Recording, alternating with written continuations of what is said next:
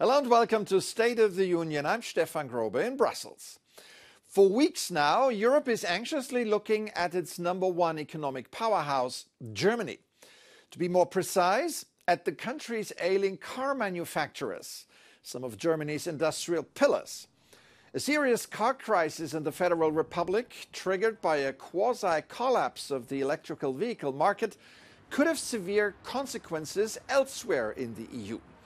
Threats of historic job cuts, plant closures at Volkswagen, and plunging earnings at Mercedes-Benz and BMW prompted emergency talks at Berlin's economy ministry this week.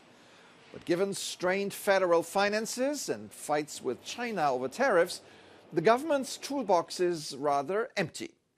Nonetheless, the economy minister expressed his willingness to help, but excluded quick fixes.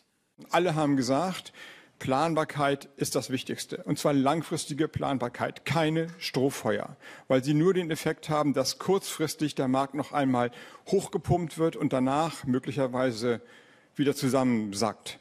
Germany is in the uncomfortable position today to be forced to reorient its entire manufacturing sector that depended on cheap Russian energy.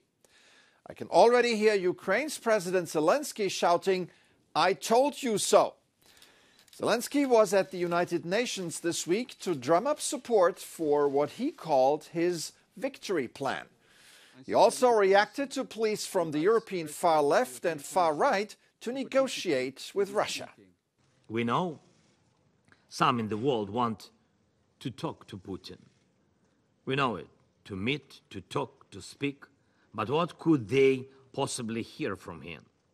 That he's upset because we are exercising our right to defend our people, or that he wants to keep the war and terror going just so no one thinks he was wrong. How the Ukrainian economy keeps suffering from the war was detailed this week by the latest outlook from the European Bank for Reconstruction and Development. The EBRD covers not only Ukraine, but large parts of Eastern Europe and Central Asia. The bank's findings are an important bellwether for the global economy. Joining me now is Beata Jaworczyk, the chief economist of the EBRD. Welcome to the program. Thank you. So, your latest regional economic prospects report is called Along the Adjustment Path. That sounds like a friendly way of saying it's disappointing. What do the economies you invest in need to adjust to? Well, the situation in Europe remains quite challenging. We continue to have very high prices of energy, particularly the price of natural gas is 5 times as high as in the US. The demand for exports, particularly from Germany, is muted, given the difficult situation of the German economy. And finally, the costs of borrowing continue to be high. There is this extra risk premium, this extra interest rate countries in the regions had to pay when the war in Ukraine started. And this risk premium continues to be there. On the upside are a decline in inflation and an increase in real wages. What exactly happened? Well, by historical standards, we have seen a very fast disinflation process. Though, of course, the adjustment is not done yet. Inflation remains above the pre-COVID level. But on the positive side, we have managed to avoid hard landing. So this fight with inflation has come without very big unpleasant effects in terms of unemployment. As the inflation episode started, we saw a big decline in real wages. But then real wages started catching up. That was visible in the last few months, in the last year. They are not yet back to the pre-COVID trend, but they have certainly caught up in a significant way. I guess there's still some remaining inflationary pressures. What are they? Inflation still remains high in some countries, such as Turkey or Egypt, still in high double digits, and depreciation of domestic currencies, which has made imports more expensive, has contributed to further inflation.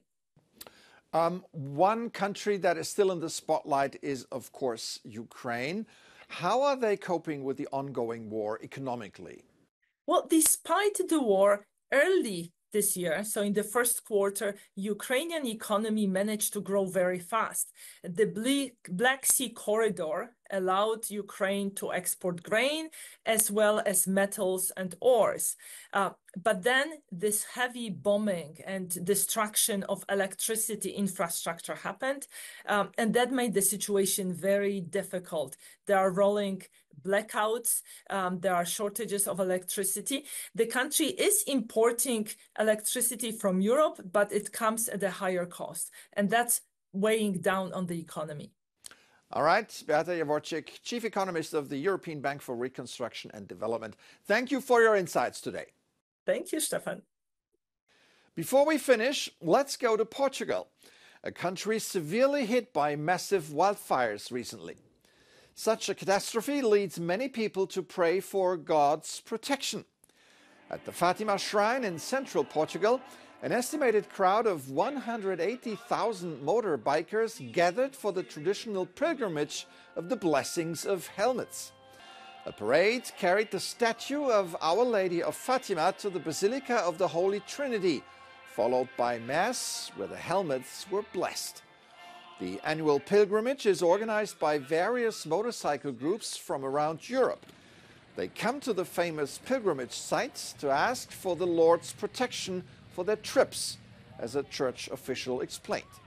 According to national statistics, 124 people died in almost 9,000 motorcycle accidents in Portugal last year. If God can help bring these numbers down, let's give it a try. That's it for this edition. I'm Stefan Grobe. Thank you for watching. Have an excellent week.